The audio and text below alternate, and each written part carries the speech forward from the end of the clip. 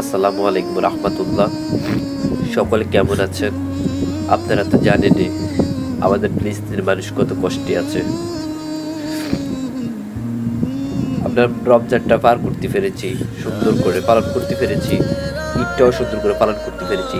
আর চেয়ে দেখেন, ফিলিস্তিনের মানুষ ওই ঈদের দিনও বুকে গুলি খেলো, বুকে গুলি খেলো। আমরা দেখি গরু খায় ঘাস, ছাগলে খায় লাতা পাতা। আজকে ভিডিওতে এটাও দেখছি ফিলিস্তিনের মানুষও ওই গরু ছাগলের মতো ঘাস খাচ্ছে এখন।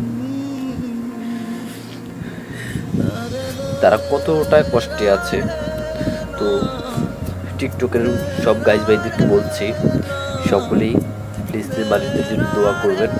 আমি এই ভিডিওটাই এখনই ছাড়ছি, আজকে শনিবার রাত 8টা বাজে এখন।